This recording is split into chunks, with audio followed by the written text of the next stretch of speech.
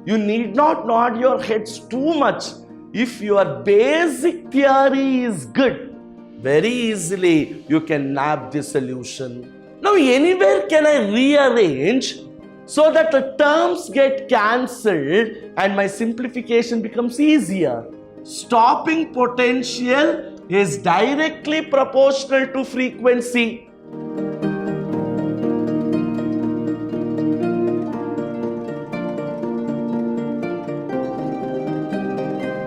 The next question. The magnetic field at the origin due to a current element I placed at a point with vector position R has to be calculated. So you observe here, he is asking us to calculate the magnetic field due to a current element. And my Biot-Savart's law, significance of Biot-Savart's law, it gives magnetic field at some distances from the current elements.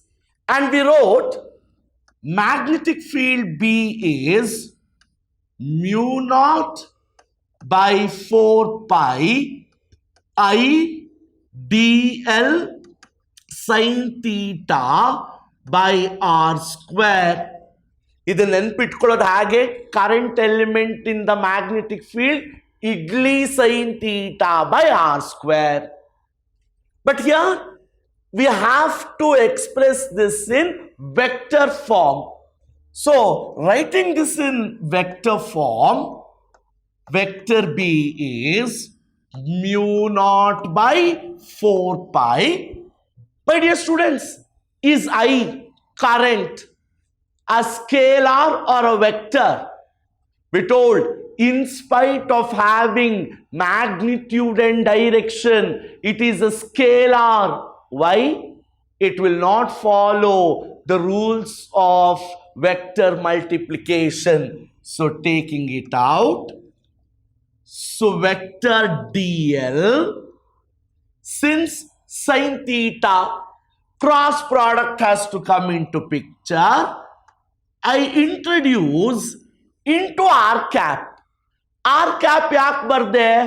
Value of r cap is 1, unity. So my expression is not changed. Still I get a vector divided by r square. And we know r cap is always vector r divided by magnitude of vector r. So this expression reduces to mu naught by 4 pi I.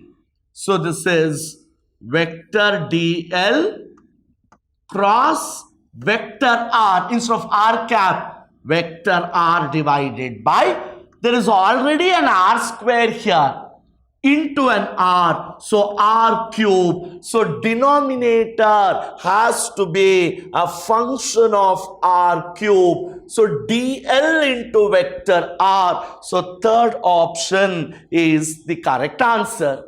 So please do know these simplifications. A long cylindrical wire of radius carries a uniform current I. The correct pictorial representation here is option B. Now, as we have studied, a cyclotron is a device used to accelerate positively charged particles. A cyclotron is used to accelerate protons, deuterons, and alpha particles. While exciting them under similar conditions, which one of them gains minimum kinetic energy? Understand, kinetic energy of a particle accelerated by a cyclotron is proportional to q square divided by 2m, where q is the magnitude of the charge, m magnitude of the mass. So when you simplify your expression for kinetic energy through a cyclotron, it is proportional to q square divided by 2m. By this, it is deuterium which should have minimum kinetic energy. So by this expression, deuteron has minimum kinetic energy when it is accelerated. The next one, a very interesting question. Paramagnetic sample. So the question given is paramagnetic sample, paramagnetic material shows a net magnetization of 8 ampere per meter. I1 net magnetization is 8 ampere per meter when placed in an external magnetic field 0.6 Tesla. When the substance is placed in a magnetic field of 0.6 Tesla, magnetization is 8 ampere per meter at a temperature 4 Kelvin. When the same sample is placed in an external magnetic field of 0.2 Tesla, if B2 is 0.2 Tesla at a temperature 16 Kelvin, I will have to calculate what is the magnetization. Which means somewhere I have to relate magnetization, magnetic field strength and temperature. So from Curie's law of paramagnetism, I is proportional to B divided by T, intensity of magnetization. So I is proportional to B divided by T, or I2 by I1 should be equal to I is directly proportional to B. From this expression, I, intensity of magnetization, directly proportional to B. So this is B2 by B1, and it is inversely proportional to T into T1 by T2. So on substitution, I2 has to be calculated.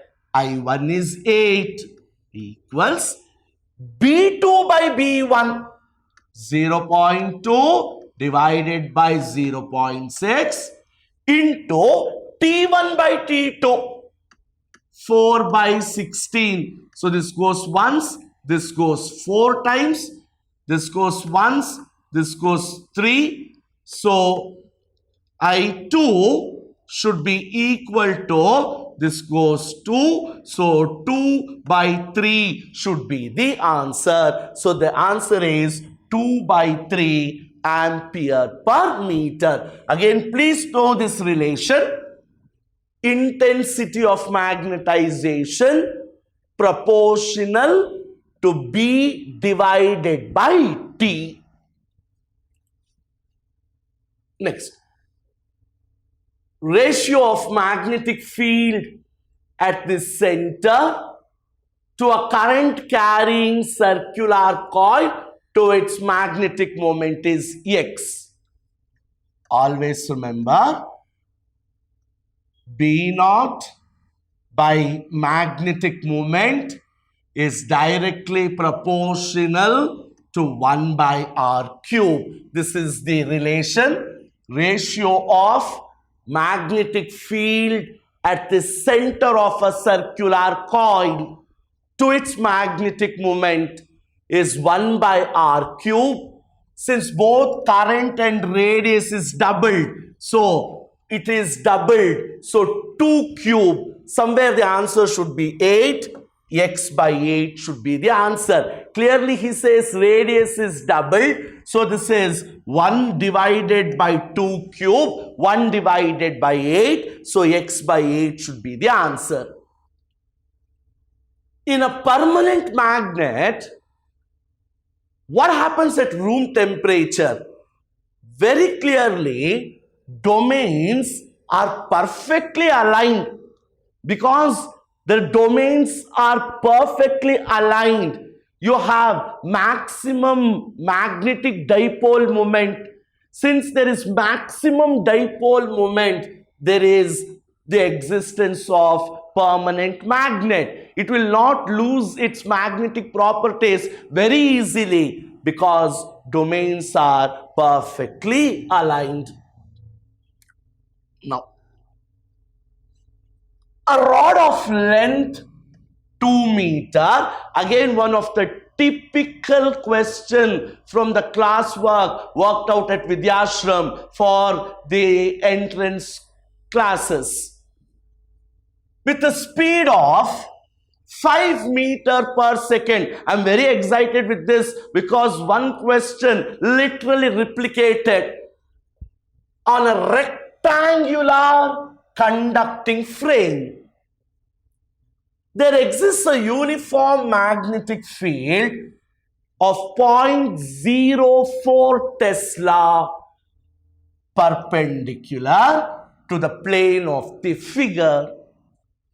If the resistance of the rod is 3 ohms, current through the rod has to be calculated. Question sumne doddudide. ನೀವು concept ಅನ್ನು analyse ಮಾಡಿದ್ರೆ 2-step answer.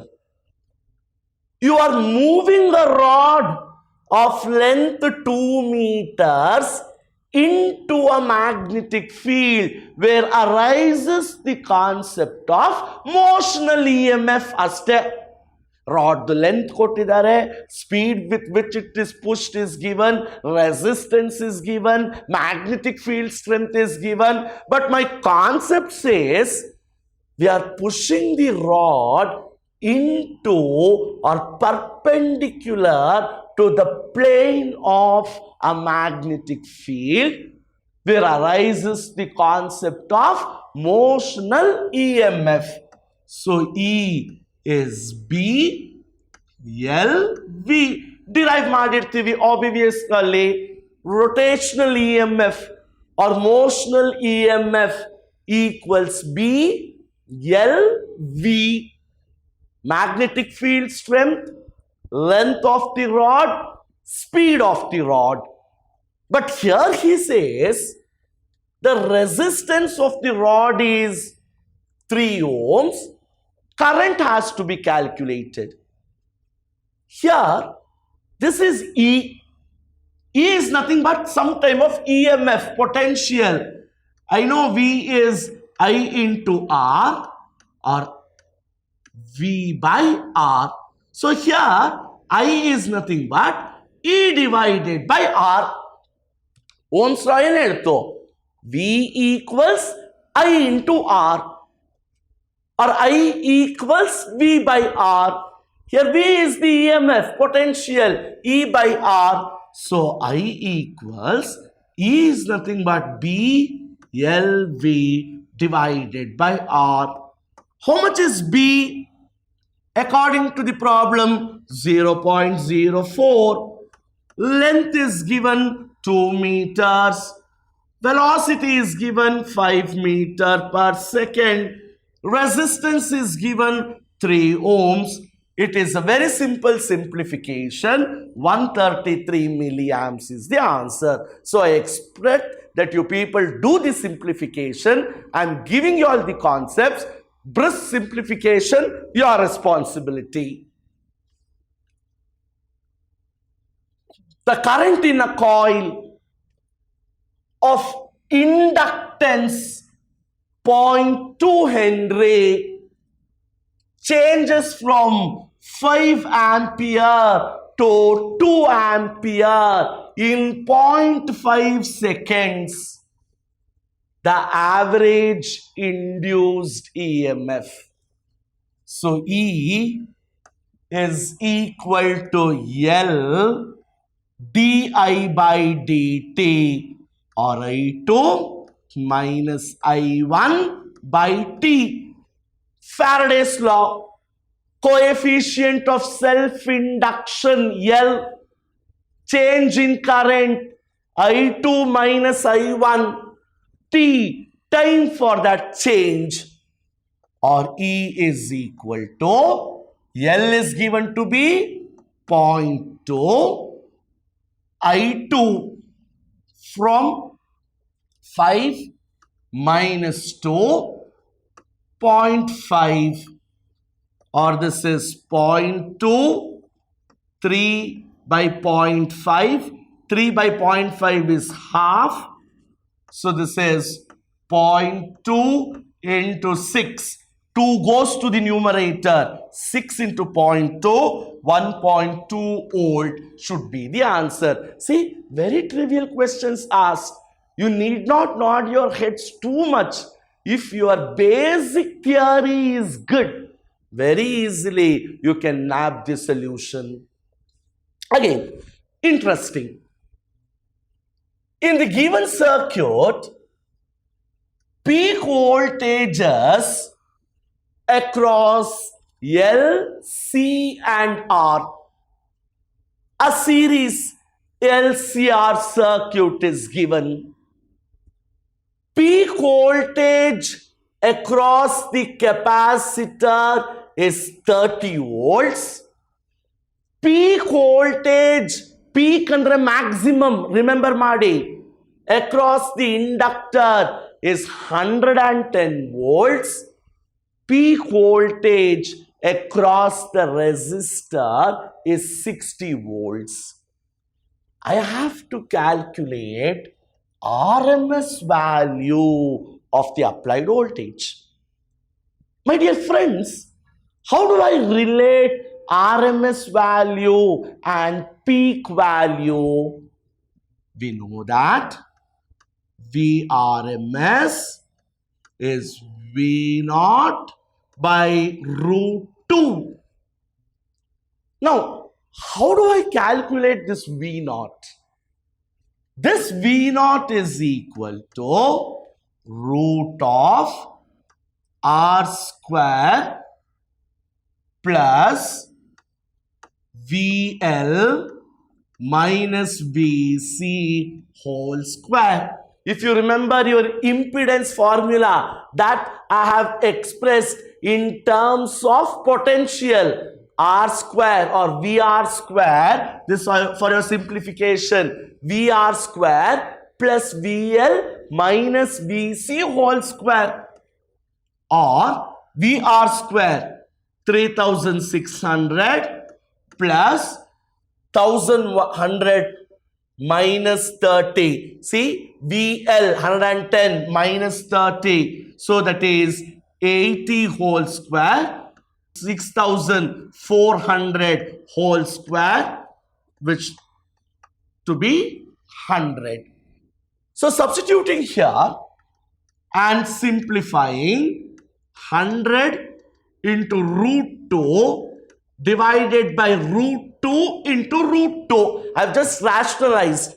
100 I get divided by root 2 into root 2 divided by root 2, or 100 root 2 by 2, 50 root 2, nearly 70.7 volt is the answer. 30th.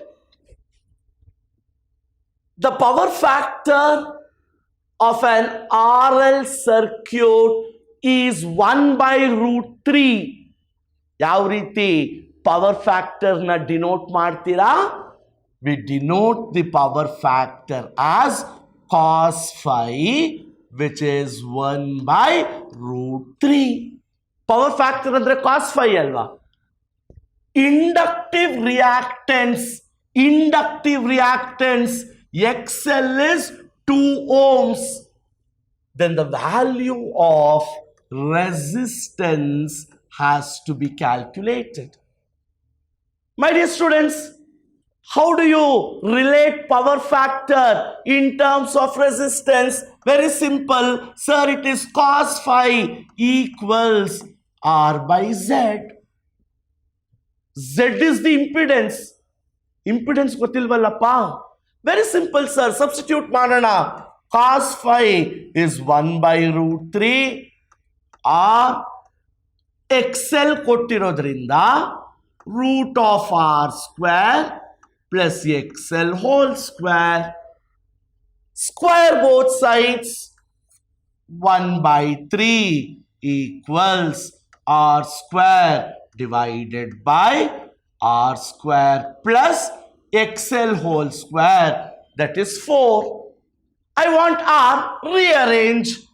R square plus 4 is 3R square, or 4 is equal to 2R square, or R is equal to root 2. So root 2 ohm will be the answer. See, again, simple concepts. Do we have anything difficult here to do? Absolutely no. Know the concepts, children. Very simple. See, within 1 minute, every question can be solved. In the given circuit, resonant frequency, clearly an inductor and a capacitor in series. So what is the expression for resonant frequency? 1 by 2 pi root LC. So the value of L is 0.5 millihenry. C, 20 microcapacitor. Very surely, since C is in the denominator, it should be a large value. 1592 hertz will be the answer. ಇದೆರಡೂ ಆಗ್ಲಿಕ್ಕೆ ಸಾಧ್ಯ ಇಲ್ಲ. ಯಾಕಂದ್ರೆ capacitance is 10 power minus 6. ಮೇಲ್ ಹೋದಾಗ it is in the order of plus 6. So when you simplify, 1592 should be the answer. A light beam of intensity 20 watt per meter square is incident normally on a perfectly reflecting surface of sides 25 centimeter into 15 centimeter. There is an area whose side is 25 centimeter into 15 centimeter. I have to calculate the momentum that is imparted to the surface per second. Andre, since I know the intensity, since I know the area, I need to relate them, and I know intensity is energy by area. Basic definition of intensity says it is energy divided by area, or energy is intensity into area. So I have expressed energy in terms of intensity and area. Now, my dear friends, momentum of a photon, light. You have studied properties of photons.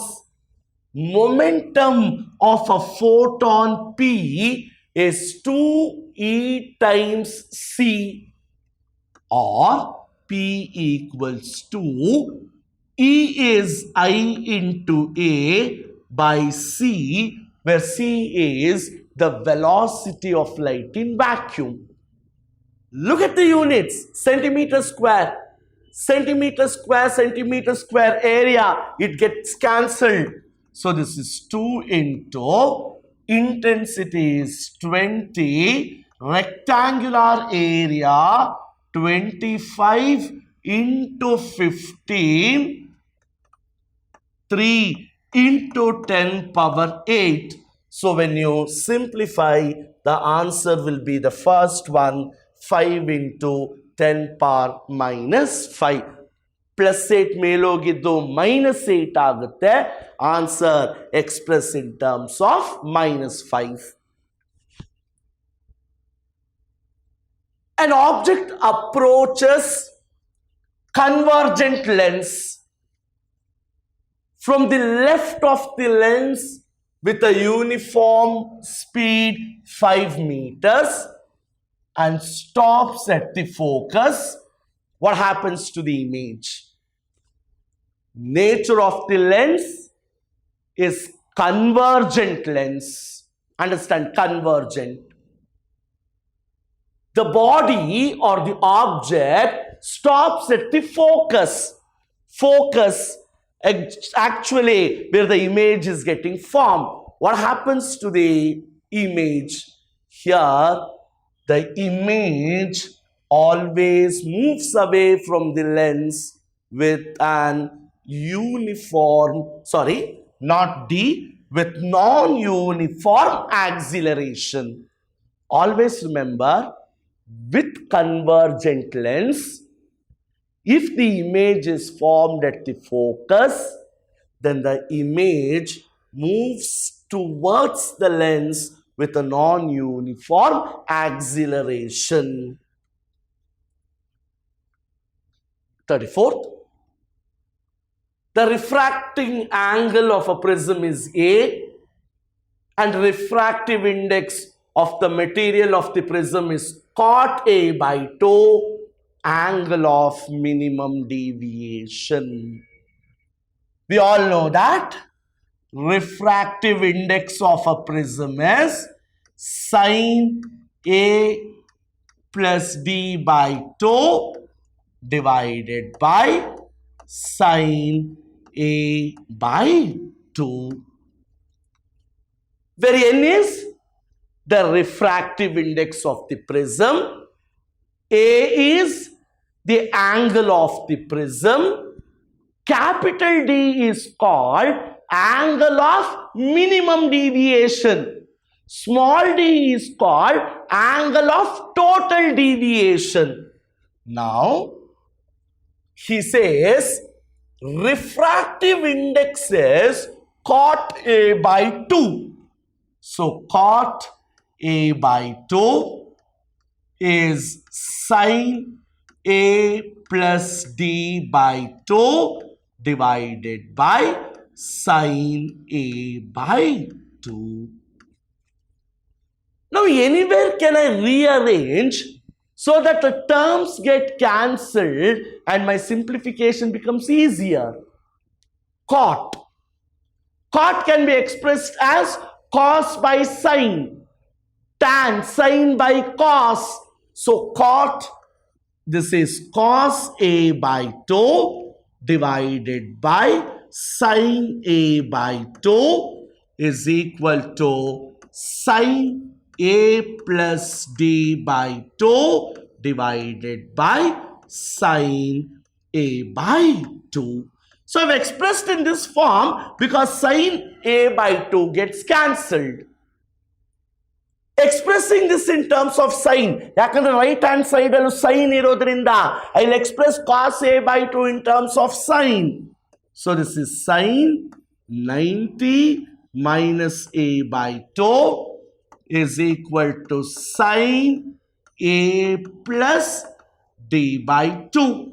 So sin gets cancelled. 2 into 90 is 180 minus 2A by 2 is A.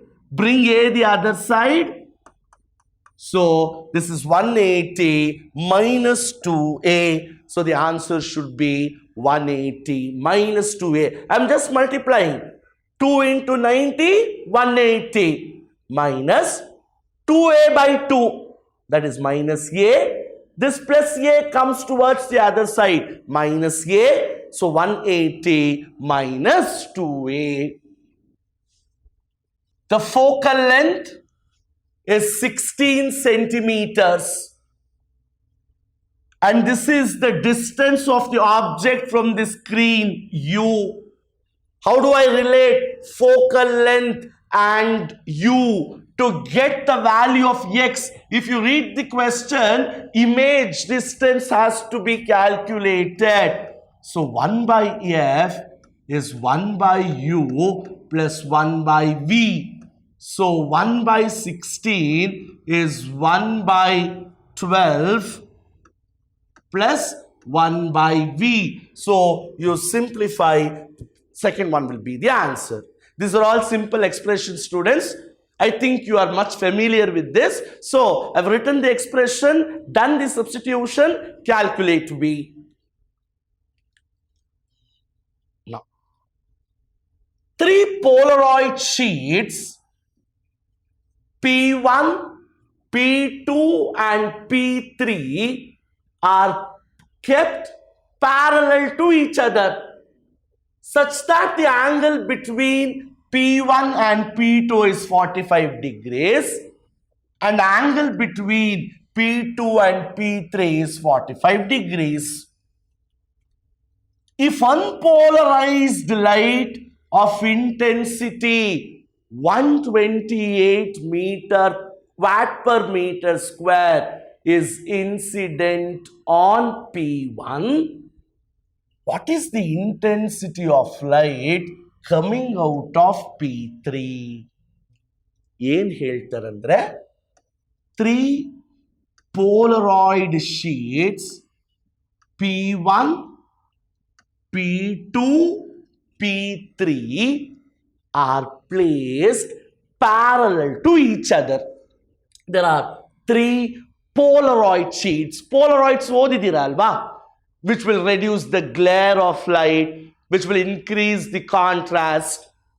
P1, P2, P3 are the 3 Polaroid sheets kept parallel to each other such that the angle between the pass axis of P1 and P2 is 45 degrees and P2 and P3 is also 45 degrees. Pass axis between P1 and P2 is 45 degrees. Between P2 and P3 is 45 degrees. If beam of unpolarized beam of light of intensity 128 watt per meter square is incident on P1. So unpolarized light of this intensity is incident on P1. What is the intensity of polarized light coming out of P3? When you say pass axis, intensity, it is Moll's law. And generally, I equals I naught cos square theta was your Moll's law. Here I naught becomes I naught by 2. Why I naught by 2? The beam of unpolarized light is partially incident on P1, partially polarized falls on P2, then completely polarized comes out of P3. There is an in-between plate. So I naught by 2 cos square theta whole square. Why? Again, there is an in-between pass angle. Therefore, cos square theta whole square. So I equals I naught is 128 by 2. This is cos square theta. Cos 45 is 1 by root 2. 1 by root 2 whole square is 1 by 2 or 1 by 4. So if you observe, first cos 45 whole square. So 1 by 2 whole square, that is 1 by 4. So this goes 64 times, or this goes 16 times. 16 fours are 64. So 16 watt per meter square. So please know this relation. Why I naught by 2? Moll's law modification in between Polaroid. So partial light is polarized here also. Whole square. Intensity is getting squared due to the partial Polaroid. So here, this is simply B by D. Use this relationship. C will be the answer. In Young's double slit experiment, you are calculating the shift in the position of central bright fringe. With all the data given, in the 38th question, you are calculating the position, shift in the position of what? Central bright fringe. Remember, in Young's double slit experiment, shift in the position is given by mu minus 1 into T into capital D by small d. Mu minus 1 into T into capital D by small d. Mu refractive index 1.5 minus 1. Thickness of the sheet. So the thickness of the sheet is 1 micrometer. 1 into 10 power minus 6. Capital D, if you observe, is 1.2 meter or 2.4 into 10 power minus 3. So this goes once, this goes twice. 0.5. 0.5 is half. 1 by 4, so 0.25 millimeter should be the answer. See the simplification? Minus 3 goes to the numerator. So minus 6 plus 3 is 10 power minus 3. 1 millibantalli. 12 2s are 24. 1.5 minus 1 is 0.5, which is half. 1, 2 into 2 is 4. 1 by 4 is 0.25 millimeter is the answer. De Broglie wavelength associated with electron of hydrogen atom in ground state. I have to calculate the de Broglie wavelength associated with electron of hydrogen atom in ground state. So in ground state, energy is 13.6 volts. So de Broglie wavelength is 12.7, or how do you do this? Yes, 12.7 roughly divided by root 13.6. So the answer should be 3.3 angstrom. Know this relation? Again, a direct relation. Now, he says, following graph represents the variation of photocurrent with anode potential for a metal surface. I1, I2, I3 represents intensities. Nu1, Nu2, Nu3 represent frequencies. Then which option should hold good? For 1 and 2, if you observe, anode potential or stopping potential is the same. If you observe the graph here, the anode potential, stopping potential is the same. And we know stopping potential is directly proportional to frequency.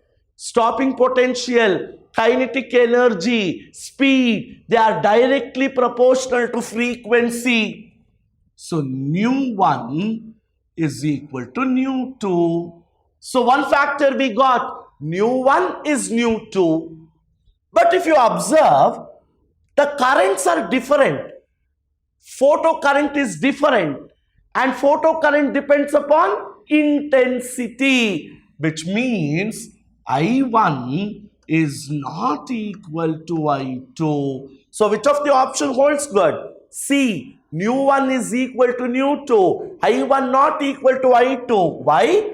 For two curves, anode potential, which is stopping potential, is the same frequency. Since photocurrent is different, intensity is different. So the third option will hold good as the answer.